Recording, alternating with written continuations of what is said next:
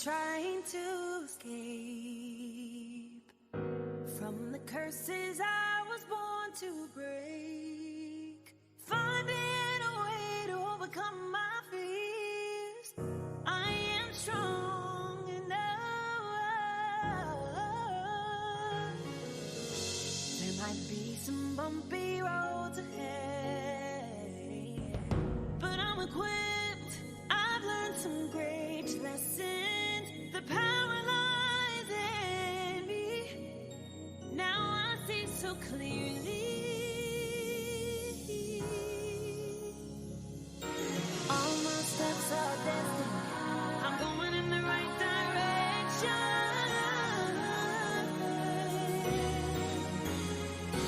Gotta keep believing in myself. Gotta keep going, don't give up. Yes, I'm gonna see this through. Yeah, I put my trust in you. The only way out is to go within. Now I see you're my best friend. Yes, I finally found my peace. I know that I can trust in me.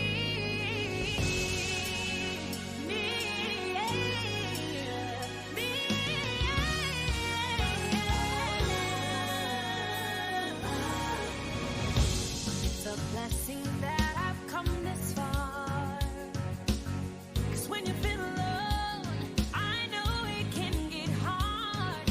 But I'm choosing gratitude, grace, love, and peace. You're always with me. All my steps are destined. I'm going in the right direction.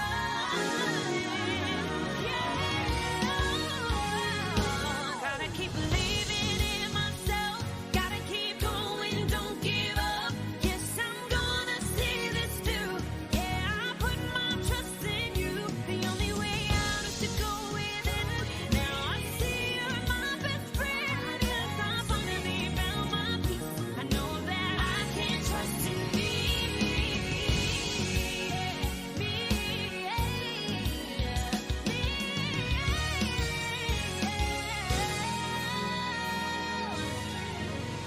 I am connected to a love that never runs out.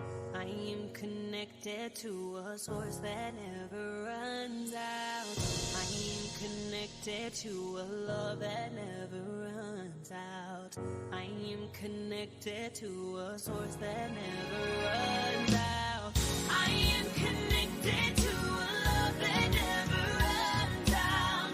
I am connected to a source that never runs out. I am connected to a love that never runs out. I am connected. I gotta keep believing in myself. Gotta keep going, don't give up. Yes, I'm gonna see this through. Yeah, I put my trust in you. The only way out is to go within. Now I see you're my best friend. Yes, I finally found my peace. I know that I can trust in me. Believing in myself. Gotta keep going, don't give up. Yes, I'm gonna see this through. Yeah, I put my trust in you. The only way out is to go within. Boy, majesty, oh majesty, oh majesty. You and Brian killed that song. You killed that song. Hey, I want everybody right now to 100% give Majesty some shout outs right now in this room and in this space. That is wonderful. It's been a pleasure and a privilege to be with you. That's who I am, Malachi, in this moment. It is an honor to have served and have connected for the last 10 years of my life, and especially over the last 5. I was going through some voicemail, and I have 13 long voicemails from Bishop, and just sitting there listening. Hey, big guy. Hey, Mally. And how he used to. Bishop is a dear friend of mine. I'm 47, and I tell him I have all these older friends, and they got to stay awake in the movie. But anyways, Majesty, wonderful on that song, guys. I believe that song is located on Spotify. Trust in Me is what that song is by Majesty. Hopefully she's going to be producing some more wonderful music. And I've had the wonderful time to go spend some time with Bishop. And I still wanted to have tonight's show roll. So technically this is pre-recorded, but I'll still be in the comments because of my guest, and he has a schedule today. So it's so beautiful and wonderful to communicate and connect to this special community, and it is an honor to serve you guys. And so what I would like to do to begin is Bishop's dear friend Michael, Michael Williams, went and recorded a video. A lot of special people that, Pastor David and Miss Cassandra are aiding and just helping do different things. So blessings to you and anyone that is out there assisting and helping. And people want to visit Bishop, and he's resting, and he said, I'm well in my soul, right? Bishop's a legend, a hero, and almost like a martyr to me, based on the fact that what happened to him and how he had to carry this in order to heal. But I would like to take this moment and give you a message. So right now, I want everyone to get ready for this message. So like and share this post, because Bishop recorded a special message. And if he's able to record again or come on again, we'll do it again. But for today, this is what we have, and you'll see, right?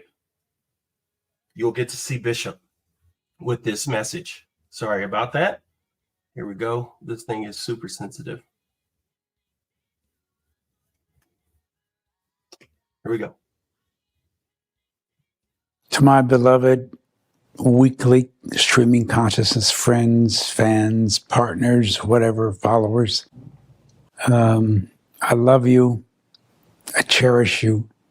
I respect you, honor you, have needed you all along to be the audience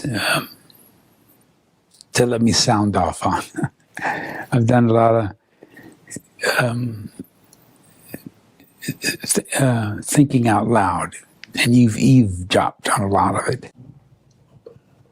But I knew you were there, and I appreciate it very, very much. Thank you for all your giving, all your loving, all your generosity, all of your expressions of concern, care, compassion, sometimes sympathy. It's all been there.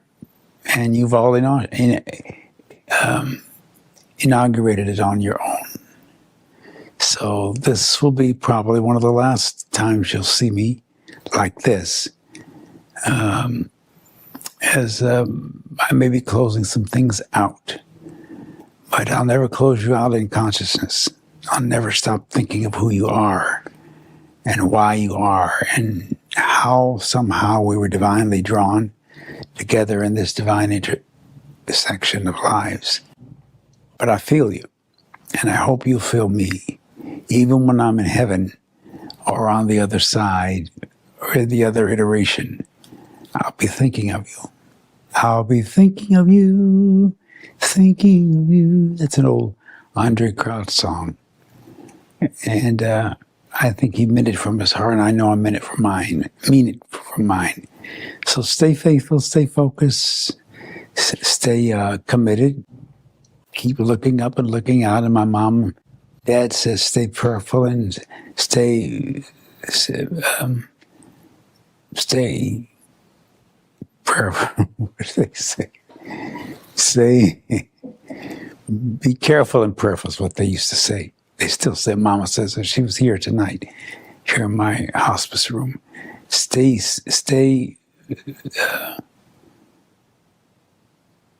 prayerful and stay careful. And the Lord bless you, and the Lord be with you. It's been great talking to you. Some of you have been here the whole 15 years or so since Chicago, since I started going on Chicago. Others of you were new, and you're going to go, oh. But there's a lot of tremendous men and women that I've encountered who are going to be speaking on this program.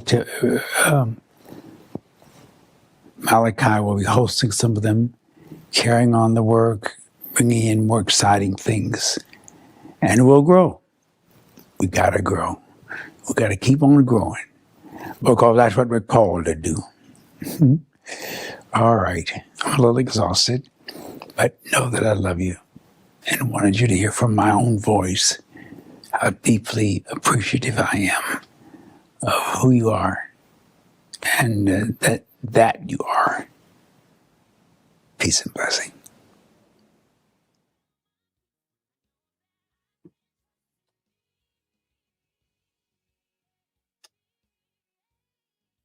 Right now, I'd like for everyone just to take a seat.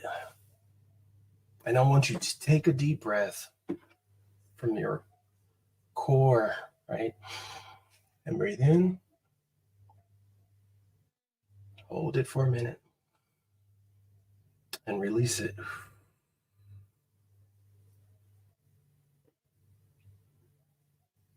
For me, it is a sacred time and moment and place.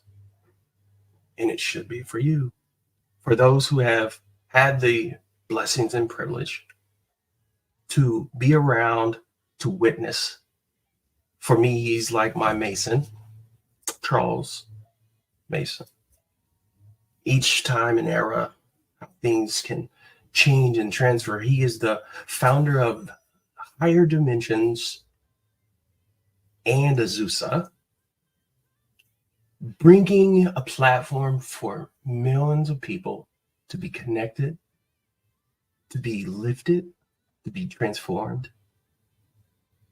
From the likes of T.D. Jakes to Joyce to Dr. Miles Monroe, who I had the privilege to work with also. It's an honor and privilege and a blessing to be before you for something that I consider monumental and legendary. With that said, there's a special guest that I have for you. This guest actually has some history with Bishop. The history that this guest has is a history that runs deep down to the roots, deep down to the experience and the expression of expanded consciousness, Pentecostalism, right? Growing in the television shows. And I have Mr. Jay Bakker, the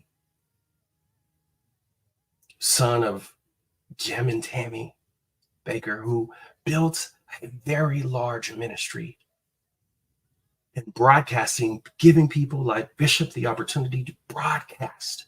And here we are, changing it up, doing the same thing, but in peace and in love. Oh, I like my soul tribe. You guys are part of the soul tribe of Bishop. I have Brother Jay Bakker, who has a ministry in Seattle, Washington. And doing this work, I'm pretty sure, and you can look any of his videos, he has been beaten, he has been downtrodden, and I looked at some of his posts, and he gets beat up even by the world too, because of his father, and his father has a massive, big ministry right now, and he's carrying a lot of burdens. I see these. I've talked to him, and we're going to help him heal. He's going to help us heal, right? And before I begin, I would like to play just a short clip so that you can be aware of this.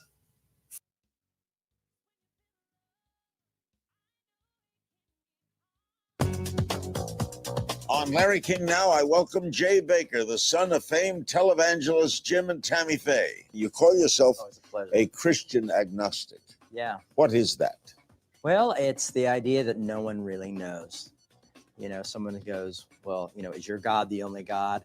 You know, and every other religion's wrong. And I go, you know, I can't say that. But I think there are some people who are afraid of me. because I'm seeking the truth. You know, I want to be honest and I want to be transparent. And I think sometimes that's afraid. The church is afraid of that. I remember when I told her I was going to become gay affirming and start supporting LGBTQ people. And she said, my biggest worry is other Christians. She's like, I love my son and I don't want to see my son attacked by other Christians. Plus, And I had a Clinton Gore, because I couldn't vote yet, Clinton Gore shirt on. And they would, I just make them furious, you know, and I was just a cameraman there. They're like, he's the Antichrist. What you guys think? I think that is a beautiful introduction. Welcome to the stage. What's up, fella? Hey, how's it going? It's going. That was hard to watch that video of Bishop Carlton. I was, you know, I saw my mom had to go through the same thing, and it was. Oof. I'm glad you did a little breathing exercise. You know, I live this way. This is the way I live.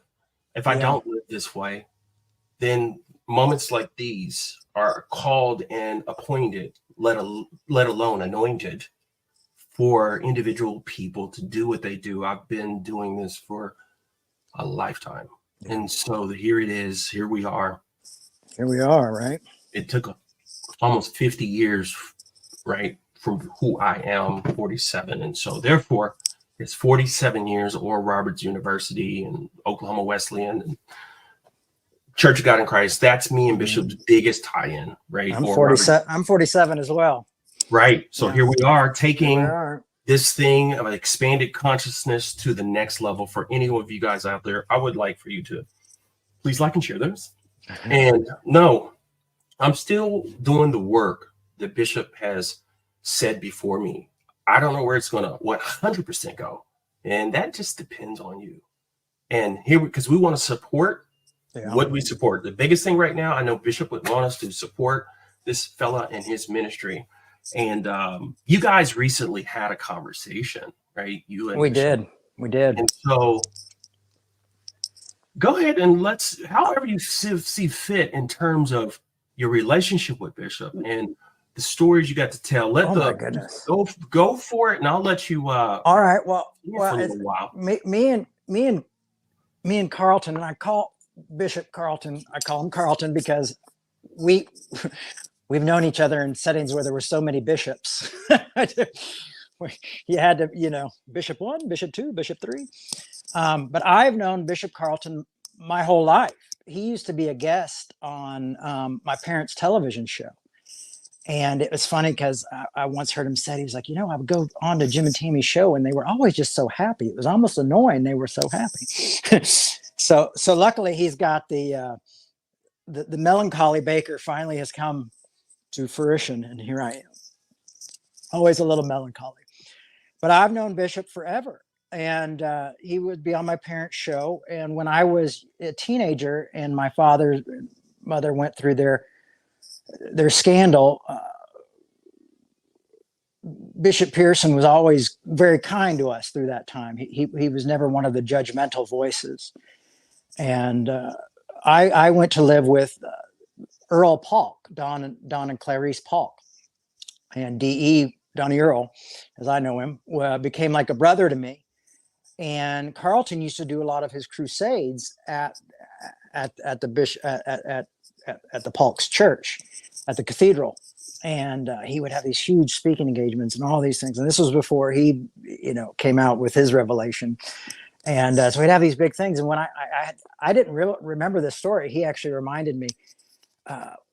I saw him one time, and I was across the way from him at church where he was speaking. And I started making a line to him going, where were you?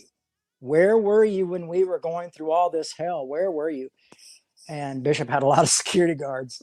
And so you see all these big men start to stand up, and Bishop goes, no. And he just put his arms out and grabbed me. And I just cried. I said, where were you? And he goes, we failed this boy. And we should have been there. And it was this really amazing moment we had. We ended up having dinner that evening and just kind of catching up.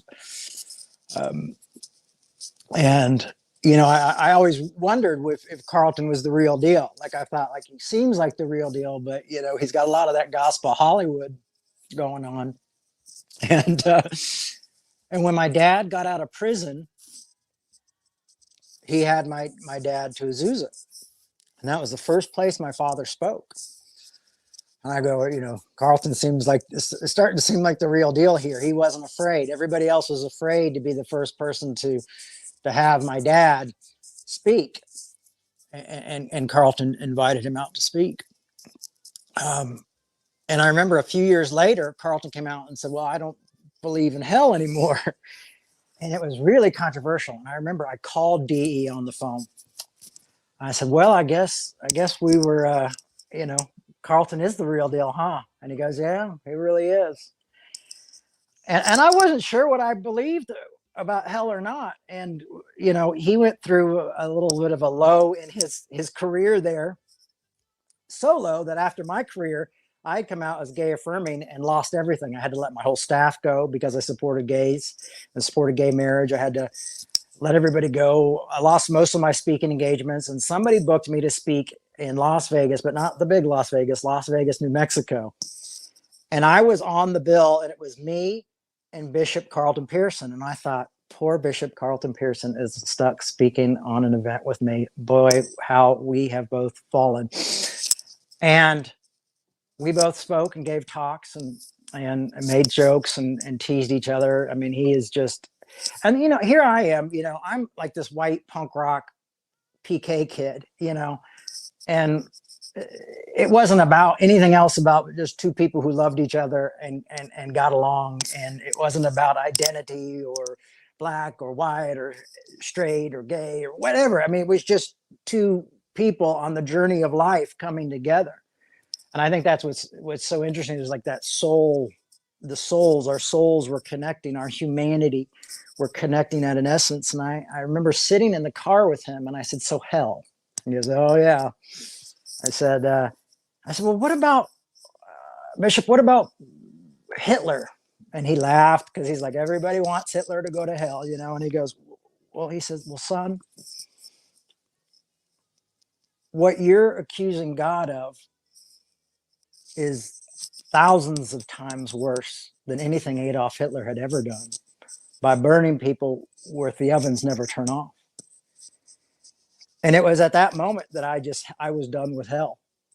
I went in, I did word studies and things like that before. Usually that's how I came to all my conclusions, is through like Greek and Hebrew and, and studying, just dissecting the word. But at that moment, I said, there's something right to this. And I mean, I did go back and look at it, do the scholarship and find that Carlton was correct, but it set me free that day. And I went home and I said, I can't believe this anymore. Something's wrong. Something's different. And that kind of took our journey to another level. So, here I am. He knows me as this little, Jamie Charles Bakker, the son of Jim and Tammy that he just saw running around the studio, to also just this angry young man that was going, where are you? To now we're brothers speaking together at events, doing events. And then he's having this massive impact on my theology and my faith. And I'm like, oh man, Carlton, here we go. We're going to get more trouble, and it's good trouble. It's good trouble. It's good news, and so that happened. And me and Carlton have stayed in touch over the years. When I started to work on this documentary that will be coming out next year, I got involved and I started saying, like, they were like, oh, we need more people. So I said, well, hire me to book this thing. Let me let me book some of these people, because you guys need better people in the documentary. And the first person I said is, we've got to get Bishop Carlton Pearson in here to do this. And he did. He was wonderful. He flew out, came out, spent all day with them. I remember one of the producers coming back, and she was just crying and crying. She's like, he's just so amazing. I'm like, right? Because I, for some reason, wasn't able to come to the taping that day. And everybody was just so blown away by Carlton. Even I talked to the director a couple of days ago, and he's like, man, that Carlton is just such a powerhouse. And I said, yeah. I said, I called Carlton. I called Carlton, I guess it's been a week and a half ago. I was with my daughter at the grocery store, and I said, I really got to call Carlton. And So I got him on the phone and I said, hey, I got to encourage him. He really going to need some encouragement going through this. And I called to encourage him. And what happened was he turned it on me. Tell me more. And he said, Jay, you got to be ready. You got to be ready for the future. You can't stop ministering. You can't give up. He's like, you've always had this type of righteous anger in you, but now I see so much healing and so much maturity and so much grace.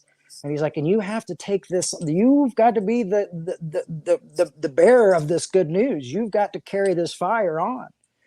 And I was just so shocked by how encouraging he was to me, because there's so many people out there ready to discourage. I mean, I've got critics on the right, Christians on the right, progressive Christians on the left, who sometimes find it more entertaining to tear me down than build me up.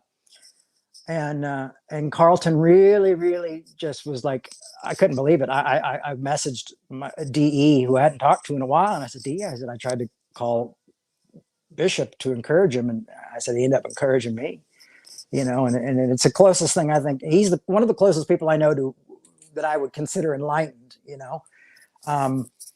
Some people say they're spiritual and not religious, and often I say, well, maybe I'm a little religious and not spiritual, because I love studying. I love theology. I love philosophy. I love psychology. But I think what Carlton does is he brings all of that together and says, these aren't separate things. These are something that work together. So,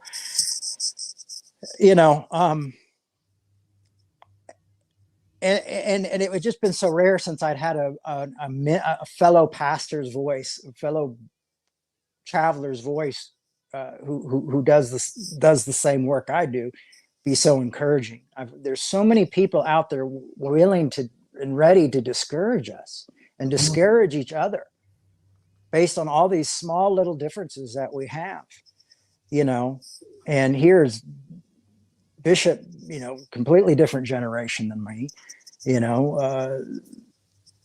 I'm, this little white punk rock guy who's kind of angry and trying to be a parent and is 47 and still trying to figure things out. And he just is like, no, you're the future. And it's amazing, like what that does to somebody, and I remember, I called a friend. I said, I can't believe it. And they're like, that's what you needed. That's what you needed. And I've realized through folks like Bishop it's always good to have someone around who's there to encourage you or to remind you, like, hey, rest, take care of yourself, and get up and start it again tomorrow. Like, you gotta keep, it's not that burnout. My dad was a workaholic, so he just wanted to work until you burn out. And this is the type of thing where I've learned to kind of be around people who keep you encouraged and also remind you to stay healthy, So Bishop is like, it's also rare for men, pastors of his magnitude and of his generation to see and have faith in folks like us, and to see that our work is vital and important.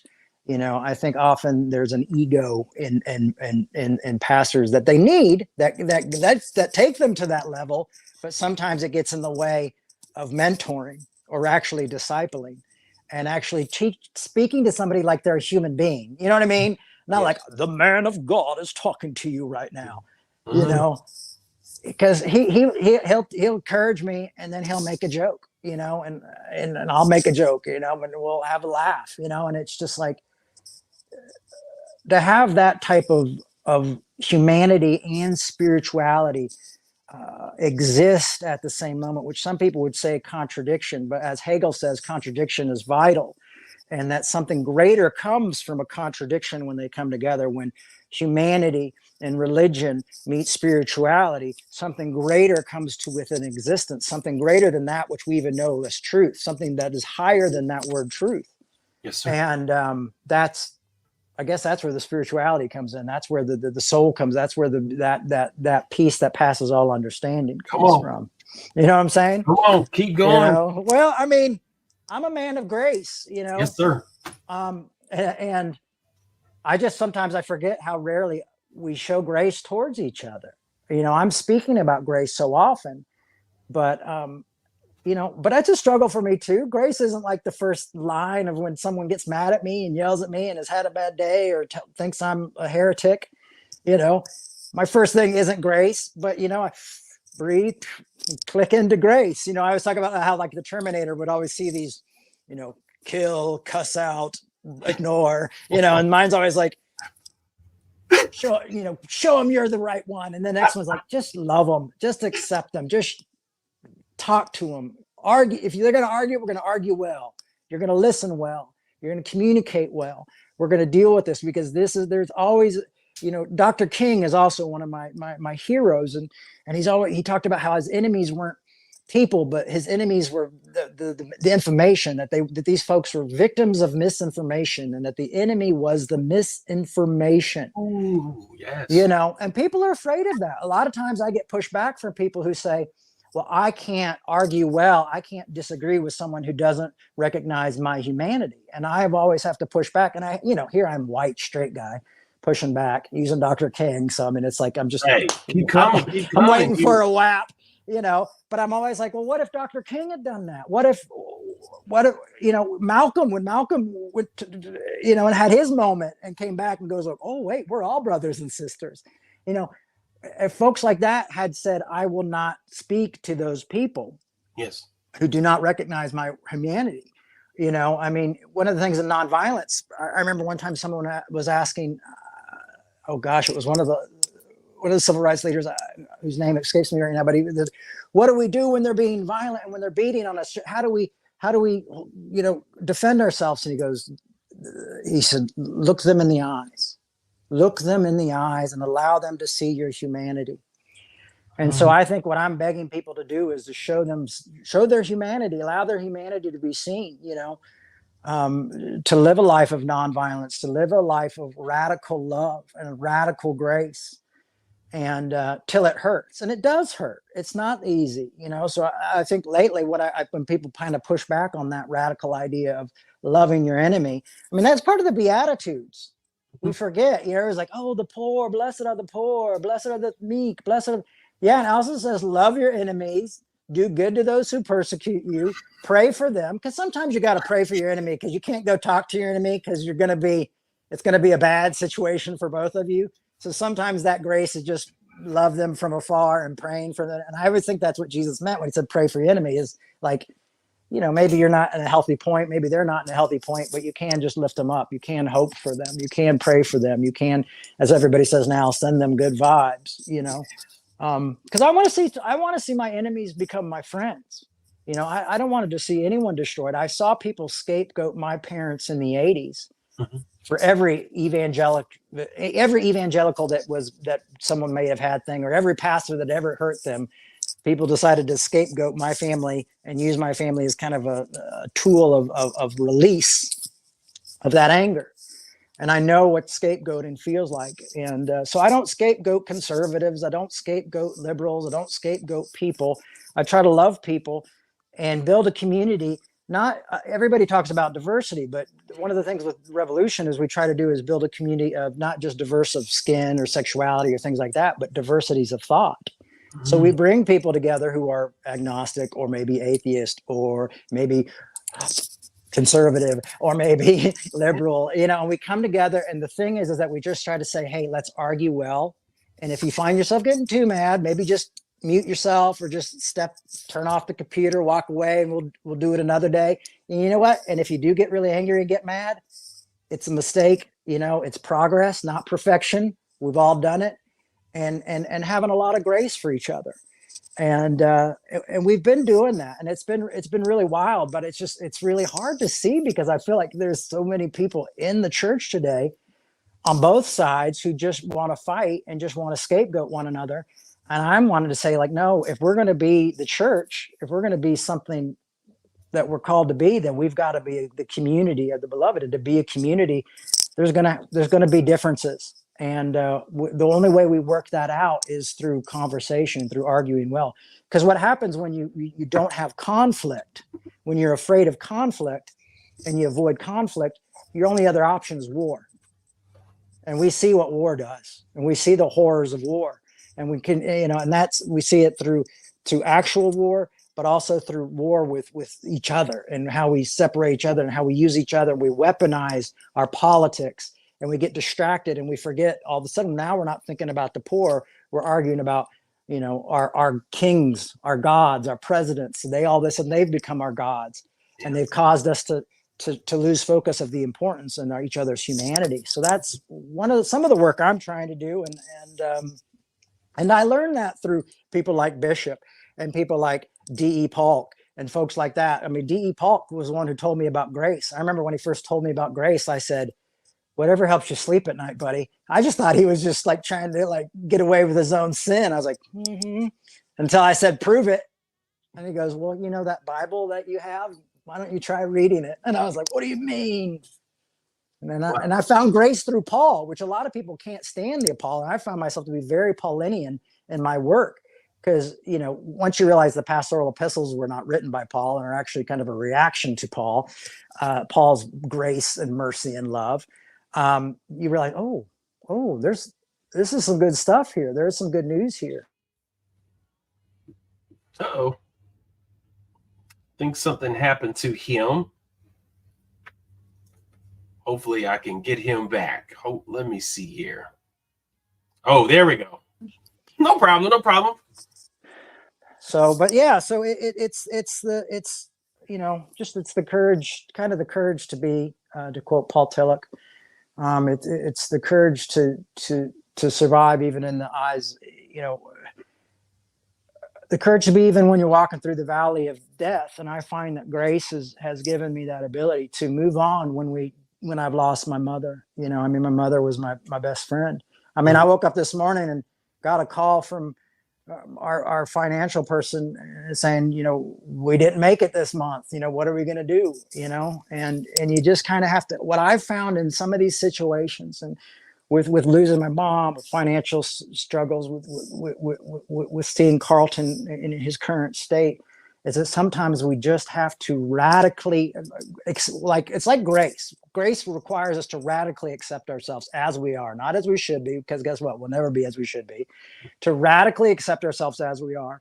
And sometimes you have to radically accept a bad situation. Like, I've been filling out job applications left and right, and nobody's hiring because I am a part-time parent. So my schedule changes, but I just have to take that radical acceptance of, this is life. I'm going to live life on life's terms. And once again, it is about progress, not perfection. And, but radical acceptance is tough. It's kind of, I find grace is sometimes like accepting the void, that there's always going to be a void, and capitalism promises to fill that void. If you have the right car, if you have the right money, if you have enough money, if you have the right clothes, if you have the right lover, if you have the right, it'll fill that void. And I think that void is something that we're meant to live with. Pain is part of life. Suffering is part of life as much as joy and happy. I mean, I'd love to be happy all the time, but I would look like a fool in these moments. And so you have to learn to radically accept some of those things. Yes, sir. So there you go. Ooh, oh my God. What a gift, a gift. That was, brother, what you need to do and have the opportunity to do is release, just like you got gifted right there. It was just laced and stacked and stacked and stacked and stacked with the goodness and the grace and the love, right? Yeah. No, I mean, beautiful. Thank you. Because this Earl Polk and DE it seemed to be coming up, and I found out through some other interviews that I'm preparing that there's Apostle Clapp, another dear friend of his, who left the church in 1995, but he ended up getting, I guess, connected to Earl Polk and DE Polk. And then I found out that Bishop had already known Earl Polk way before he began to accept or begin to move towards inclusion. Way before, and which is the umbrella of expanding your consciousness, being more aware, right? I look at expanded consciousness different than I look at inclusion, but in the sense that, and that goes back, expanded consciousness has to do with what you're talking about, being able to accept this other person that's different, right? Now you're getting into psychology. Now we're going beyond just Scripture can't give us the things that we need today. Otherwise, it'd be silly for me to go to the scriptures to figure out how to do this StreamYard, right? Right. Yeah. I come from a programming world, and the reality in which we live, I help that make some of those things happen on the internet. So the Bible is like a book, and it's like, for me, it's a book, and it's got some great wisdom. But at the same time, how do we function and how do we move today? We have to actually use it as part of a foundation and look behind you. And we have to add other things to this foundation because we have to expand our awareness and our consciousness because of the conscious. Well, I mean, and that's what the Bible even teaches. I mean, you've got Jesus like giving a hard time to Gentiles, and then you got Paul going like, I'm reaching the Gentiles. You have foundation, things are being built on. Inclusion is getting bigger and bigger and bigger and bigger. You know, like when Bishop became, when Bishop said no hell, no way, I saw DE go, yeah, you're right, and go on that journey with him. When I spoke at DE's church and DE knew I was gay affirming and I wasn't going to say anything out of respect for his church, and then DE yells up at me, say it, just say it, just say it. And the crowd was hooting and hollering before that. And then as soon as like, I accept gay people, it went real quiet. But the point is that we've grown together. Like these people in this community, we've grown together. We've become more affirming. We've become more accepting, more loving. And people's like, oh, well, you're winking at sin. Oh, you're just trying to please people. Honestly, if I was trying to please people, I would have thrown out my religion and spirituality a long time ago. What I'm trying to do is I'm trying to love people even when they're unlovable and when they don't want to be loved. And I'm trying to, people go, why do you argue so much with people online? Why do you stick in with that? I'm like, I had a guy the other day who was making fun of me, giving me a hard time. By the end of the conversation, we were in the DMs and he was offering me a job. Unfortunately, I didn't have the experience that I needed for that job. But people, it takes time, but people want to see your humanity. When I worked with LGBTQ rights groups and we met with mega churches and things like that, it wasn't me explaining what the Bible says or doesn't say. Because I was there, I was versus, well, this was actually about prostitution and this one's actually about, it wasn't that. It was the mother whose daughter took her own life, sharing her story, and them seeing the humanity that caused that church to like slowly get rid of the anti-gay rhetoric, to get rid of that affiliation, because it was the humanity. They saw that humanity. And so there's something really beautiful about that. And what keeps me within the Christ idea is the concept of grace, so even when I am not feeling like I feel abandoned by God, this is wild too, is even when I'm like, there is no God, God is dead. All of a sudden I realize I'm with Christ on the cross. I'm having a moment with Jesus because Jesus, my God, why have you forsaken me? I may be a little bit too Jesus heavy for some, but what it's done is it's allowed me to love people and accept people and care about people in a way that, and I question the Bible. I question the Gospels. I'm like, well, why does Paul not talk about hell and Jesus does? And the Gospels are written 30, 40, 50, 60 years after that. So there are something. Why does Paul never mention virgin birth? I mean, you've got a lot of questions, and that's okay to have questions. I was raised evangelical where it wasn't okay to have questions.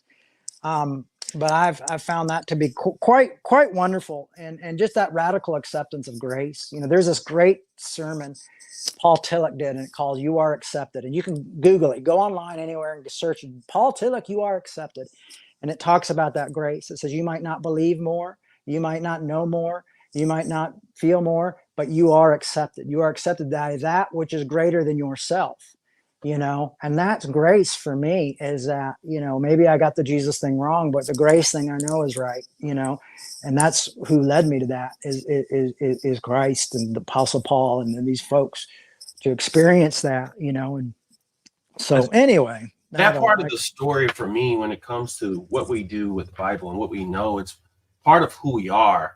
Yeah. But one of the things is it's all about our acceptance of a person that's all they are, or that may not be all that they are. Correct. But we are accepting that Keith Giles was on the show and he was speaking on the fact of being able to even accept the haters or the people that are coming, having grace towards those haters, those people that are trying to come for you. One of the things I'll tell you is, I was telling Bishop, is you do have to keep a proper balance for your personal health. Like sometimes me and Bishop would get in, not necessarily into it, but I would try to veer him sometime away from his political his messages. And I know it has more to do with his pain and some of the things he's felt from when he was young, in Black. I know that's what it is. And I know whether it's truth or not, I just know, like, man, this can make you, if you do it, this can start making you feel sick, make you feel down, because of the fact that these people are coming for you. And so therefore I was like, we need to focus also on the people that are saying, yay, I like what you say. Now give me some word. And, and of course, Bishop would, give the person that says, okay, this is the people that I'm fighting against. But people that I'm just like, hey, give me a good word or something that actually helps, encourages me, lifts me up, and helps me with my transformation. Well, I mean, that's the thing with Bishop, who saw, because, you're seeing it in him. Well, he saw it in me. He saw that anger in me.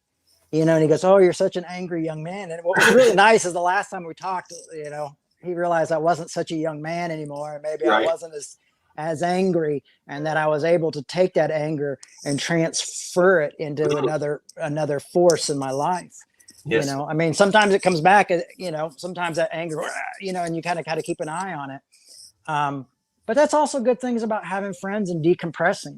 Often I'll call somebody and be like, listen, I'm just venting. I don't need answers. I don't need anything. I just need to let you know I'm angry. I'm hurt. This is how I'm feeling. And I just got to throw it up, get it out, put it on the floor so I can continue to do the work I'm doing. And I think having people that you can debrief with after moments like that are vital. It's really vital to be able to have people. I found out, like, Dr. King and them would do that after their marches and things like that. They get back and they would talk, and they make jokes about, Bull Connor and things like that, and not in a vicious way, but just in a way to just be a human and just be like, wasn't, oh my God, what in the hell is going on? Did you hear what he called? Oh my God, and just being human and letting it go, and almost being childlike in some ways, and letting yourself be what you are. That was one thing I never understood, is there are all these people like, die to your flesh. And I think the church realized the flesh was being human. No, the flesh is that carnal need to fill that void with something that promises to fill it, that's not going to fill it, and that continues to do that. That's flesh. The flesh is not humanity. Humanity is what we were created to be and what we are. That's beautiful, brother. It's such a breath of fresh air to hear some of the things you're experiencing, some of the things you're going through, some of the similarities to Bishop. One of the things I would like for you to kind of do also is the things you have witnessed to a lot of people in terms of the feelings that they may go through, things that you've been through, in terms of being able to expand their consciousness and being able to look at things from very different ways and angles. But one of the things I'd like for you to kind of zone in on a little bit is I'm not sure who's watching this broadcast and what they're experiencing right now, especially with everything that's going with Bishop. And now I think there's a lot of people that are going to begin to be like questioning things as we see it, which has more to not what we accept, but actually more to do with the feeling that you get when you have to go to that person and say, I no longer believe in this, and this, but yet though I might be a Christian, or I'm no Christian, I'm spiritual, but and I don't believe in these things, but yet though I like Jesus, or, I think, like you said, I'm an agnostic Christian. The thing is, I think a lot of people need help just being set free and understanding there's a community, right, that's available. And I think it's growing. And that's what Bishop just said in that message. You've got to learn to mourn those things. And what you've got to make sure you do too is that you don't keep, sometimes people trade belief and disbelief, but keep the legalism. They keep the anger. They keep the hurt and the pain, and then they go, well, now I'm out of that. Now I have to afflict the hurt and the pain back onto those people. And they continue to keep the legalism with you. So it's just like, well, now I was an angry, horrible, judgmental Christian. Now I'm just an angry, horrible, judgmental atheist. It's learning to let go of that hurt and that anger and that pain is vital. I see a lot of people online, a lot of people on Twitter, they're ex-Christian podcasts and stuff like that, or people will say they're what is it? They're deconstructing. And I love deconstruction, but deconstruction isn't going and saying, well, all those people were horrible assholes. I mean, that might be part of it, but that's not tearing other people down. So we have to make sure that we're one thing that we're not just holding on to the toxic part. The part that really forced us to probably leave in the first place. And that's what we miss sometimes, is that we hold on to that toxic hurt and that toxic anger, and we just transfer it to another group, and we're just angry and hurt and mean, and nobody wants to be around us. So it's important is to look at the fruit. Is there peace? Is there patience? Is there kindness? Is there love? That love that doesn't give up, that doesn't lose faith, that is hopeful, that does endure through tough circumstances, that does allow for mistakes, not just others' mistakes, but for your own mistakes. Is there compassion for yourself, and is there compassion for the other? And are you willing to maybe try to practice critical thinking? Because when you don't want to do those things, it's often just trading one extreme to the other. And often it's like a tennis match. And I've seen people do it. They just go back and forth, back and forth, back and forth. And I'm going, it's not the religion, and it's not the lack of religion that you need to be working on. It's the hurt, it's the anger, it's the pain, it's the rage that you've got to learn to let go. And sometimes that's through great therapy. Okay, I was about to ask you. Give us some fundamental practices. I mean, like radical acceptance is one of the things I learned in dialectic behavioral therapy, DBT, which was real radical. I also did. I spent over a year seeing a psychoanalyst, and which is really the Freudian beginning of therapy, and it was really healing. And there's been times where I've had to be on medication. But it's walking through those things and really, why am I hurt? What am I afraid of? What am I looking at? Why am I projecting this onto other people? What are my coping skills? I used to collect just tons and tons and tons of tons. It looks like I collect everything. These are a few things left behind, but I used to collect all this stuff. And what I realized was I was trying to ease that pain, and it was a way of easing the pain.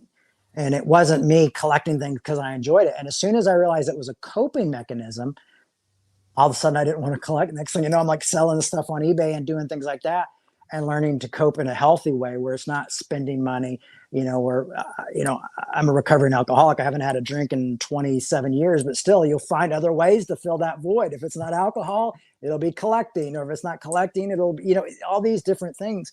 And so you have to go like coping mechanisms. I also find another thing that's really powerful is when something upsets you and makes you really angry, is to stop for a second and ask yourself, why? Why is this hitting me in such a way? Especially if you're really angry at someone who's very similar to you or might believe the same things, but you're like, well, I'm angry because they're heterosexual, or I'm angry because they're homo. Maybe just ask yourself, why does that make you feel unsafe? Why does that, what is it about you that's causing that hurt to turn into anger, or that fear to become judgment, and can you get in touch more with that fear or that anger or that hurt? Can you kind of take it down a few notches and look and see what it is, and look at your side of the road? That's one of the things I learned in 12-step program, is I was angry at everybody, but I also had to go like, well, why was I angry at everybody? And why did I feel so insecure? And was it really me worried about not having my own needs met and being abandoned or not being enough for them? But instead I just got angry at them rather than realizing that I was maybe becoming dependent on someone else, or I needed them and they weren't there for me, or that I needed my dad to be more there for me when I was a kid. And now I'm carrying that into my adulthood. So, I mean, I've got a bunch of Freud back there that I love to read, because I learn a lot about, humanity and being a human being and being a person, and often what's not said. Sometimes you can understand a person by what they're not talking about and what they're not saying, and you learn to listen in a different way. and philosophy has allowed me to do that as well. So I'm grateful for the journey I've been on, and I'm grateful for folks like the bishop who've allowed me to realize that I'm not just some crazy kid.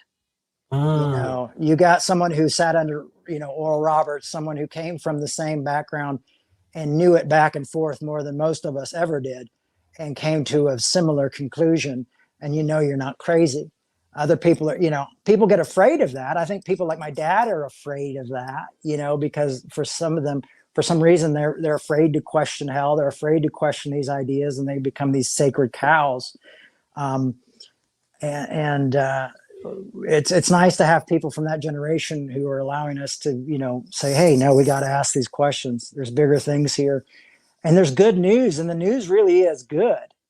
Like when you start taking some of that crap away, and when you start to look at it, and so I can say like, oh, well, I fell, Bishop convicted me about hell, but now I'm doing a study on hell, and I'm going through like the Greek beliefs, the Jewish beliefs, the second century Judaism belief, how these words change and what they meant and why they're, and you start to go like, well, this wasn't a conviction. This is something that there's a problem. There's an issue here. And so I think that's kind of a cool thing to see, is that we can, sometimes our beliefs and sometimes our convictions are for a reason.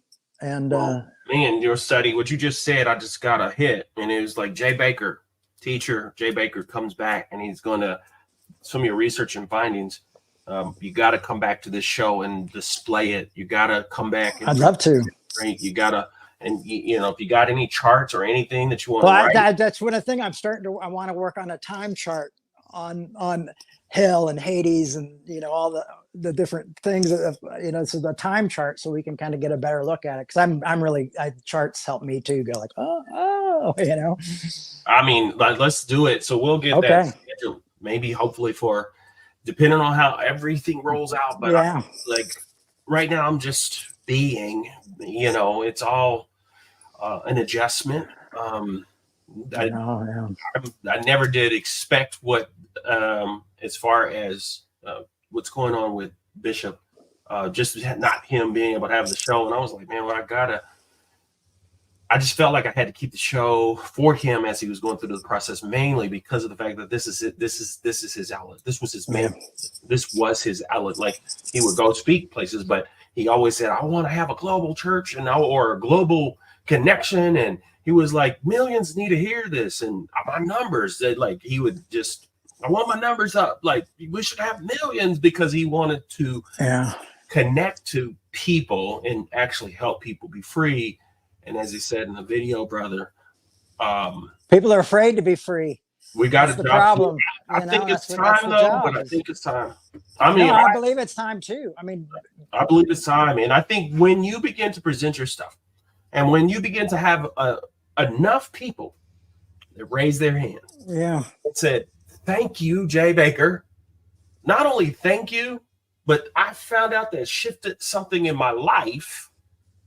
And me as a life coach, I do this as a life coach, and I get to do it because of the fact that we have a plan to understand that we can create some shifts and changes when we actually raise our hand and say, I want to, when you go to the therapist is going to say, okay, what are we working on? We've got to go to the doctor. What are they working on? You go to a church and everything's a donation based on the fact that history and the way history works, and plus qualifications, whatever else. I mean, you still somewhat pay. But the thing is like, when you are doing this work and everything you experience and everything you've been through, what happens is Dr. Miles Monroe told me, personally, people appreciate what they pay for. And because he would have like 100 different.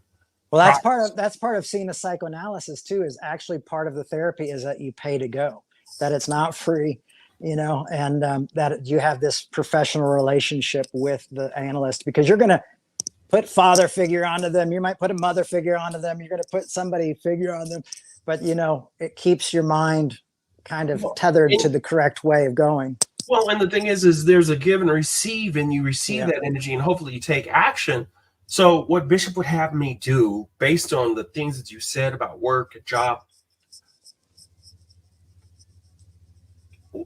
what's your Cash App? Yeah. I need your Cash App. What's that? My Cash App? Yeah.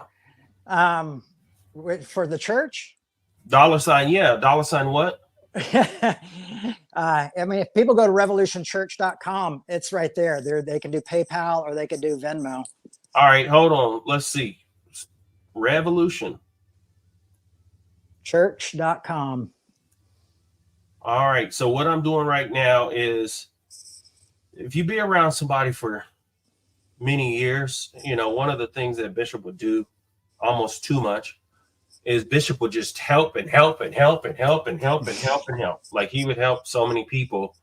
I witnessed it numerous times, right? He's in his bed and he's like, "You've been doing all this and doing all this." And he was like, "Malachi," he was like, "I got $1,000 or something that I can do," because he's knowing what's going on. And I said, "Bishop, I find that offensive."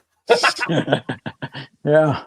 Because I can probably get up, and if I don't have something, I still could go out and be like, "Man, I'm 47, my body's working, your body's not." It was funny, just because of the fact that I just know him and our relationship. But I want you guys right now to go to revolutionchurch.com, correct? That's correct. Revolutionchurch.com.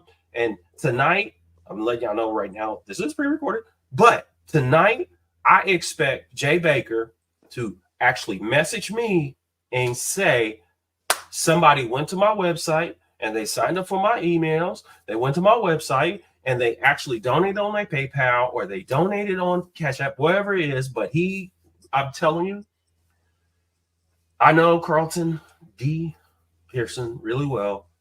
And the thing is the biggest thing he would want to do for Jay right now is encourage him, uplift him, bless him, and give him some build up to financially bless him, right? And not only that, I'm not sure if you have a book just yet, or if you have any material. Well, I've written 3 books, but I'm hopefully going to be working on some new ones soon. So where are those books for sale at? Amazon. I would say probably is the best place to get them. Not that I'm a huge corporation guy, but they've been That's so all right. Right now, well, the thing Yeah. is, those corporations will pay us if we actually get some people to contribute Yeah, and get them for sale on our own, and then they can pay you directly. But let's go to revolutionchurch.com, and the books will probably be on there too, right? Like, get a link over. Yeah, there's some links to them there. Yeah, So go down below and you'll find some links. Just find. So yeah. we got books that I need Yeah. y'all to get on some books. I think I need you guys to get on the Cash App and the PayPal. And then follow, hit us up on YouTube. Follow us on YouTube. I'm doing a weekly talk on YouTube, and we're going to be doing a Tuesday night in-depth study on the book of Romans, and seeing how that kind of changes and how Paul evolves between Galatians and Romans. And, it's wild stuff, man. It's really wild, cool stuff to see, because you just go like, oh, these aren't comic book stories. There's actually some weird, cool, living in here as well. We're going to have it. We're going to have at least 100 people throughout there, hopefully, that sees this broadcast. Just go out and reach out, because if I know that if 100 people just go out and I make a huge difference. $5. I mean, just $5. Yeah. Remember they had the $5 foot long? You know what I mean? It ain't no more. But yeah, I appreciate that. That means a lot to me, because it's very scary time right now. I've made a lot of moves in faith, and it's been very, very, very scary. So especially being a single dad. It's like, ugh. I grew up with this song. See, Bishop we would do stuff like this, where he and I have this deep history, and they would have these congregational songs. It just hit me too, because Bishop would be like, "Whatever you need, God's got it." We used to sing the song like, "Whatever you need, God's got it." Whatever. I was a musician, so we would like those fast songs to get to play for about 35 minutes.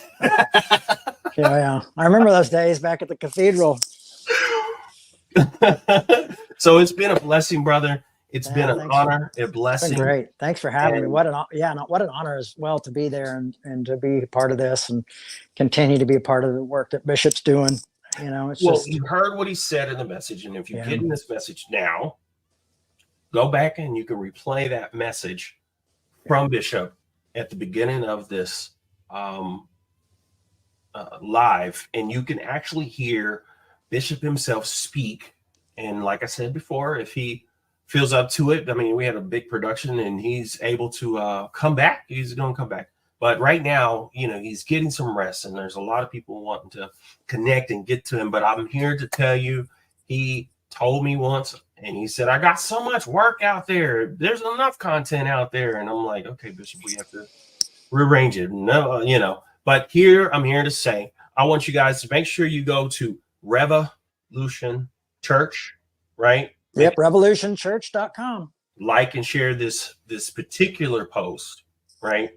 And make sure you donate there. And you know what? This has been everywhere, and everybody knows this is everywhere, right? There's Bishop's $ New Dimensions 2.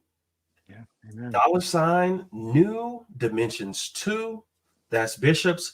I'm going to leave that on, right? When we leave this stage here, so you guys can still do that, go to both places. Make sure you participate, right? There's no us without you. I mean, we are our community. This is a communal movement. Absolutely. This is a body. I mean, it is a body. It literally is. Like I was able to do a lot more when I had a staff, and I always told my staff, like, this, you guys we do it together. Like I might be the voice out here, but like you've done production for Bishop. But Bishop's voice wouldn't be out there if you weren't able to show him how to do the production and put him up on there and do that. So I've got my buddy, Josh, who I had to have no voice if Josh didn't post the talks for me, get the stuff up to, like it literally does take a village to make this work happen. And so even those donations, that's how I feed my children. And I'm able to go buy a book and sit there and read through a boring book that no one else wants to read to find out why we got a problem with hell, you know what I mean? Or why we got, why we need more grace, or why, why Dr. King says people aren't enemies, that it's ideas that we're working against. Yes. And that we've got to inform people correctly. So it's you folks who do donate, give us the ability to do these things. And I am grateful for that. And I will always be grateful for that. And I am grateful to be able to live a life where, I'm able to bring a little bit of hope and a little bit of encouragement, and maybe take off a little bit of anger and a little bit of hurt and a little bit of pain, and to be a part of a community like that. Your last words as we end this, when you on this. I would session to especially with Bishop. Well, Bishop's probably going to watch it. Well, Bishop, I love you, and you got to know that this heavily tattooed little young man that you knew as Jamie Charles is going to be carrying your message, as well as Malachi and DE and all of us. And we are honored that you see us worthy of bearing and carrying this message forward. And to the rest of you, I would say radical acceptance for yourself. You are accepted. Grace is anarchy. There's no ifs, ands, and buts. Grace does not have an asterisk next to it. Grace is sufficient for everyone. It is unfair. It is anarchy. It is lawless. You are accepted just the way you are, period. By that which is greater than yourself. You don't have to give it a name. You don't have to know what it is, but just know that you are accepted, and sleep peacefully tonight. Thank you. Beautiful, beautiful. Thank you, guys. This is Majesty.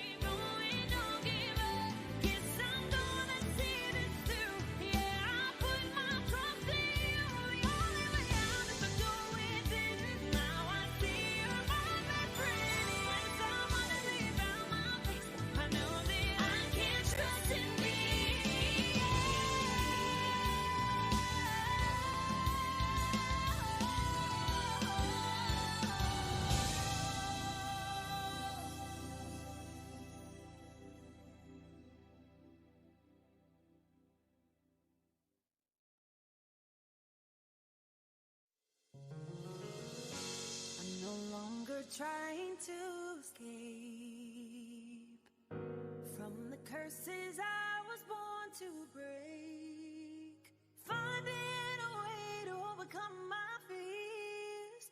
I am strong enough. There might be some bumpy roads ahead, but I'm equipped. I've learned some great lessons.